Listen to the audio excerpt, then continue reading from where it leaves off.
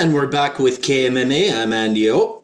I'm Khalil Deal. And we're going to be giving you guys our final thoughts, looking at the final face-offs for UFC Fight Night Des Moines.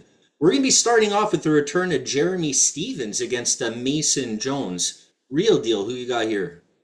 Oh, right, man. So yeah, after watching the face-offs, man, Jeremy Stevens just really looking like he hasn't been around for a while. Hey, man, He's been really, active. He's been active since he left the UFC, though. I know it's been 2 years and 5 months since he fought, and yeah, man, he got really skinnier, man. Like, oh my God, like this Yeah, guy. but he's been fighting fights nonstop since he left the UFC.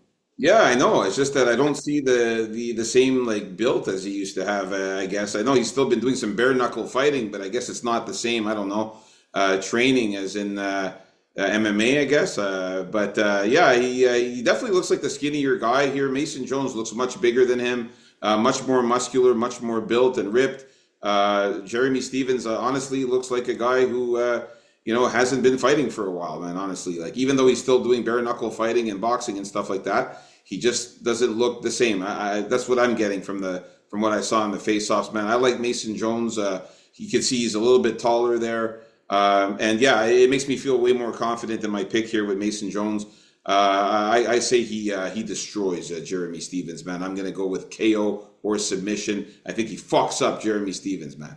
Yeah, as much as I'd like to see Jeremy Stevens toe tag Mason Jones like he said he was going to do, and I think he can do because I think he still has more power if he can line up that power shot. But in the end, I got to give the nod to Mason Jones, who's not bad at all. He's a good striker as well. I hope he uses some wrestling to really contain Jeremy Stevens, especially early on. Why meddle around where you shouldn't early on in the fight? And so I'm going to go with knockout or decision for Mason Jones also. Yeah, I'm gonna take knockout decision too. Knockout decision? Okay. Yeah, I'm going to take knockout decision. He doesn't have any submissions, I don't believe, Mason Jones in his repertoire here. Let me just double check that. I But thought he had like three, but I could let be me wrong. just double check that though. Oh no, you're right. He does have three subs. He You're right. does have three. Yeah, Uh, yeah, yeah. but I don't think that he subs Jeremy Stevens. I don't think it's really going to be a ground battle at all, actually. I think he's just going to put him away on the feet, be smart about it, and, Yeah, he's giving up a lot of years too, Stevens. Reflexes starting to slow down a little. I don't know. He's still game, he's still a dog, but he's never had the greatest of overall talent. So, exactly. He hasn't subbed anybody, Mason Jones, since 2018. So, it's been a long ass time since he subbed anybody. So I like KO or decision here for Mason Jones. All right. So we're still in agreement with Mason Jones here. Let's move on up to the next one here. We got Cameron Smotherman versus Serhiy Seday. yeah, man. So, Sergey Seday, man, for me, it's going to be a great fight, this one. I like Sergey Seday's build here and the fact that he's 3 inches taller.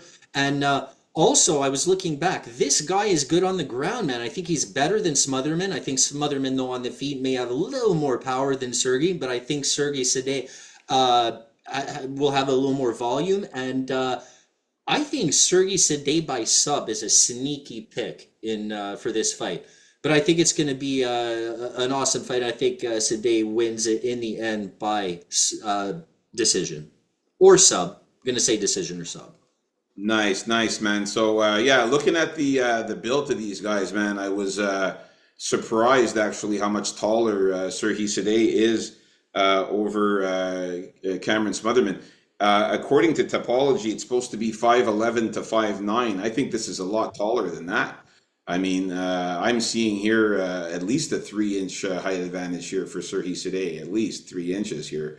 And also I really like the fact that he came out there looking in really good shape, man. Serhiy Seday is in phenomenal shape. He's ripped, he's muscular, he's built. He looks very, very good out there. Smotherman, though, I have to say, is also in phenomenal shape. He's also a little bit thicker than Serhiy Seday, a little bit thicker for Cameron Smotherman there. But yeah, I think it's going to be a closer fight than people think, man. I really think this is going to be a very close fight. Oh, I think it's going to be a close fight too. And I'm gonna go with Sir City so slightly leaning towards him still. So I'm still taking him to win by knockout or decision. But I wouldn't be shocked if Cameron Smotherman ended up landing some kind of knockout punch with his punch power. So, but I am gonna lean on Sir City to get the win because of the fact that he's got that grappling advantage. I think that if he takes the fight to the ground, gets Cameron Smotherman on the ground, try to look for some submissions, some ground and pound. I think that's the way to go for Serhi if he wants to win this fight. He cannot just rely on staying on the feet the whole time against Cameron Smotherman. He can't just make this a boxing match. He needs to get this fight to the ground, use his grappling skills and submission skills here. And if he does that, I think he can get the win. All right, so we're still in agreement with this fight. Let's get to the next one here.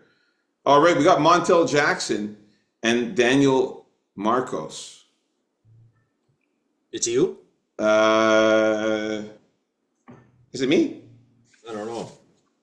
Uh, It, either way yeah, it's here. me. It's me. Yeah, sorry. So yeah, I gotta go with I gotta go with Montel Jackson still here in this one, man. But Daniel Marcos came out here looking very, very serious, man, and ready to go. Like this guy doesn't look like he's fucking around. Um, Montel Jackson's the taller fighter. I like that. Way taller than Daniel Marcos. I like also the fact that Montel Jackson came out looking ripped and in phenomenal shape.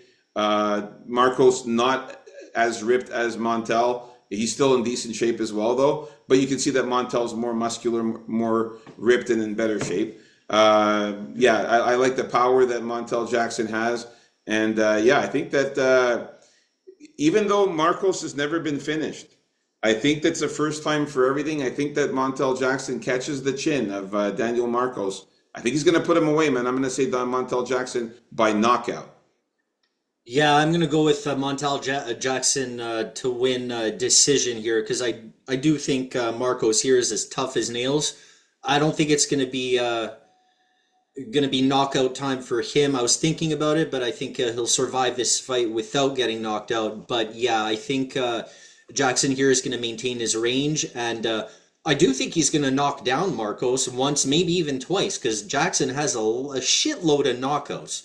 Like every fight, he gets a knockout. So I see that happening here, but I don't see him putting away Marcos. I see him winning by range management and some nice power shots thrown in for some good visuals. So give me Montel Jackson by decision. All Or, right. So or knockout, but the pick's by decision. nice. All right. We're still in agreement with Montel Jackson getting his hands raised here. Let's move on to the next fight here. All right. Santiago Ponzanibio against Daniel Rodriguez. Uh, Yeah, yeah. yes. So this is going to be the battle of the old unks here. And man, D-Rod looking older than ever, man, with the shaved head. I don't know.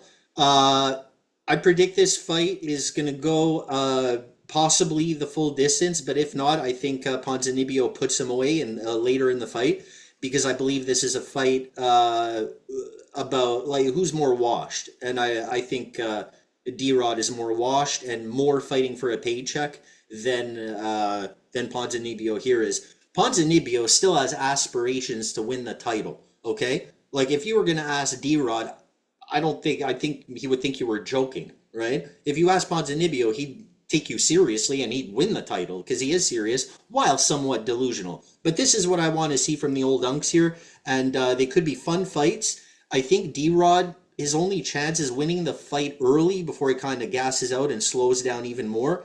And I look for a few more damaging kicks from Ponzanibio on D-Rod. But I think it's going to be pretty much a stand-up battle.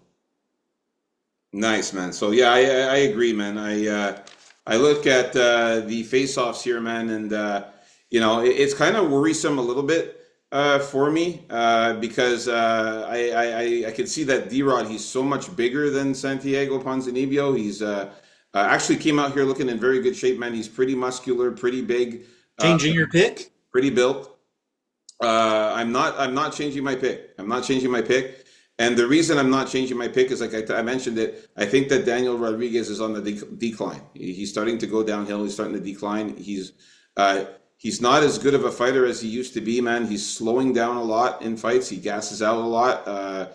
His output too very slow sometimes. Not throwing a lot of punches.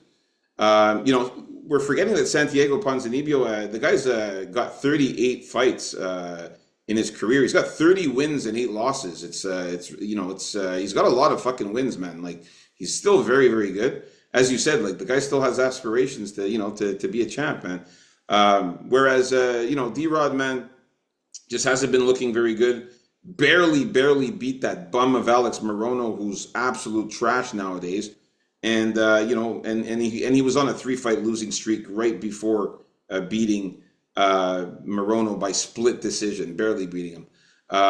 He does have really nice tattoos, though, Daniel Rodriguez. I got to give him that, though. Those tattoos are fucking cool, man. But he's not winning this fight. I got Santiago Ponzanibio winning this fight. I think Santiago will win by, I think, submission or decision, I'm going to call, because I think that Santiago might get Daniel Rodriguez to the ground. His takedown defense isn't phenomenal. Santiago Ponzanibio has very tricky takedowns. He's got some good trips and stuff like that. He could trip you. He could change levels at the right time and get you down. And then I think once he gets you on the ground, he's able to get submissions, man. This is a guy who still has a lot of submissions. I know he hasn't had that many in the UFC, like you said before. None. But he could still get it done, man. He still has he has that ability to get subs, so he knows what to do. He just has to get his. If you really think that, I smell a pearl. He has to get his back and get that rear naked choke. Get him down. D-Rod's going to try to get up. If he could just swing onto his back, get that rear naked choke, I think he could do it. But otherwise, decision for the takedowns and ground and pound and volume. So I'm going to go Santiago Ponzanibio to win by submission or decision. All right. So we're still in agreement. We both got Ponzanibio, man. He is now a favorite in the betting odds. So he was a dog before. So, money's coming in on him. All right. Let's move on up to the next fight. Here we are at the co-main event. We got Renier de Ridder versus Bo Nickel. For this one here, man, Renier de Ridder looks really good, man. He's pretty fucking tall too. Yeah, I was surprised to see him bigger and better shape than Bo, taller. He looks good, man. He looks in great shape. He's more ripped than Bo Nickel. I don't know if he's I wouldn't say like he's in better shape though. Yeah, he is. He's just a little bit more ripped though. But Bo Nickel's still in great shape as well. He's slim. He's also pretty muscular too. He's not a slouch out there either, man. He's just shorter. And Renier de Ridder's got that tan there, so he's much tanner than Bo Nickel. So you could just see his definition a little better. But Bo Nickel, don't kid yourself. He's still in great shape. It's going to be a good fight. I think that Bo Nickel has to be very, very careful on the ground. If he gets taken down, he has to be extremely careful because Renier de Ridder will not stop at anything to get a submission. This guy, he lives and dies by the submission if he gets you on the ground. He's a finisher, and Renier de Ridder has never won by decision. All of his fights are... no, he has won by decision, my bad. He has 2 decision wins, but 14 fucking subs, man, and 3 knockouts. So, he's got to be super careful on the ground, man. I'm going to go with Bo Nickel to get the win, ever so slightly.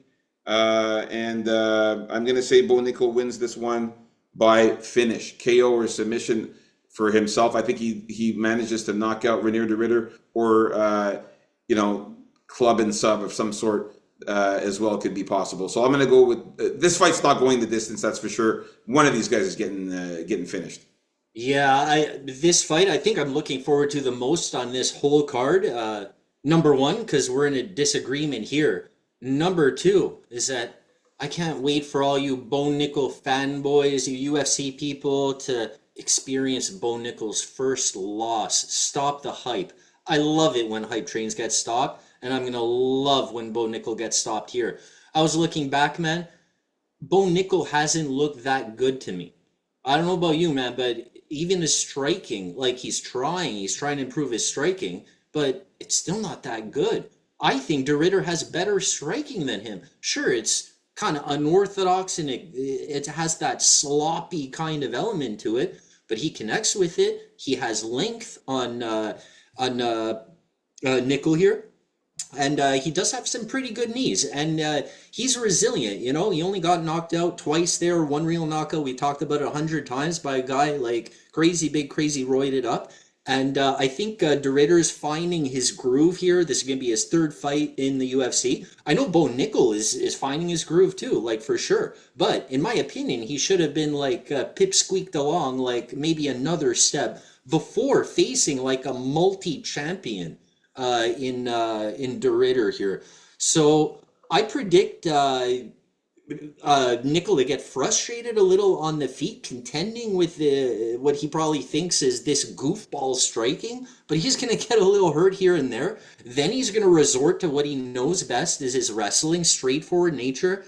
And let me tell you, De Ridder will be waiting for when that instant happens. If he doesn't sub him up in a gilly while he's taking him down, De Ritter's going to have a plan as to what to do next, like as the takedown is happening. So, Bo Nickel, man, the O's got to go. So I call De Ritter by submission or knockout.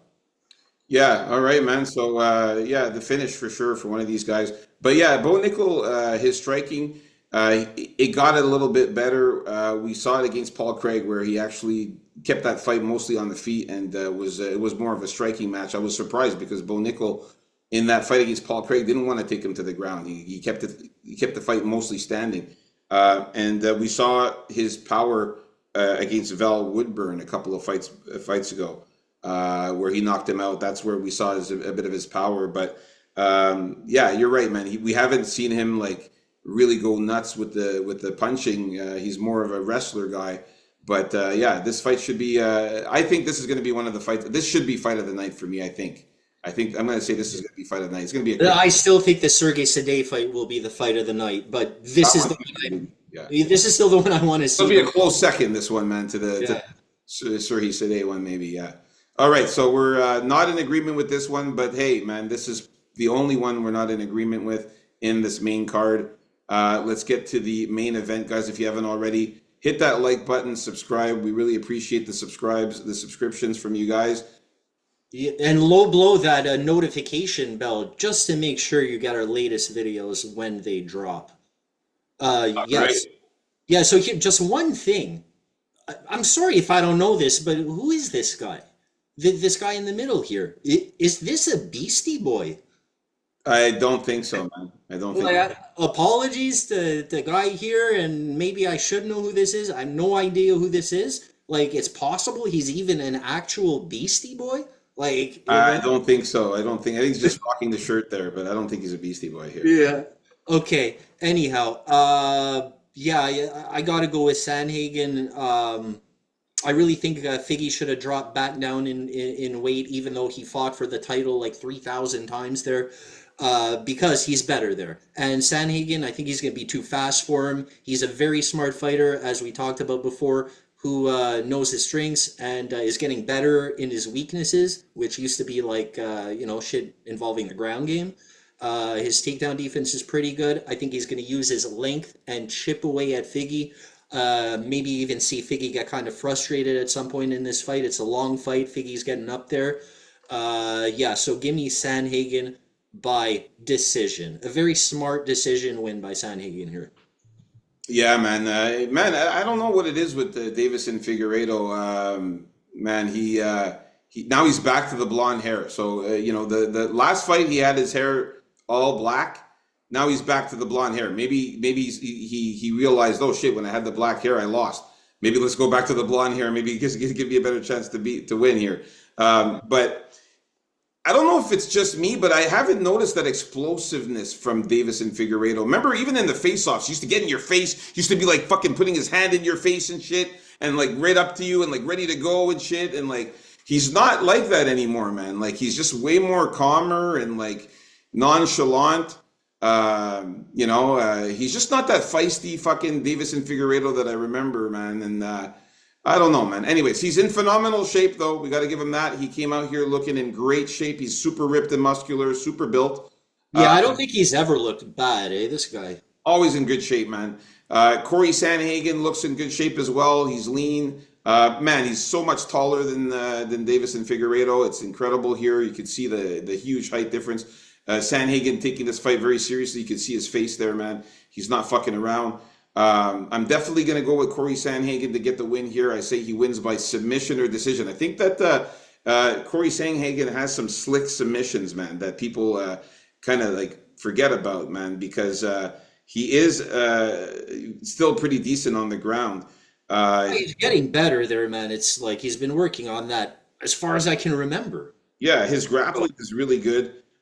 He had a nice armbar against Mario Batista a while back. But I wouldn't be surprised if this fight on the ground somehow, some way, Davison Figueiredo puts himself in a bad position and Sanhagen, just slicks it out and gets a submission slickly there. But I'm going to also say the decision first and then maybe a sub, but decision for Corey Sanhagen. I can't wait to see this fight. I want to see if Davison Figueiredo is starting to go on the decline here, like I'm kind of hinting that he's starting slowly to go on the decline here, man. So we'll see if I was right about that. So there you have it, folks. Our final predictions, thoughts, and face-offs for the main card. Stay tuned. Our official bets coming up next. Peace out. Let's get it.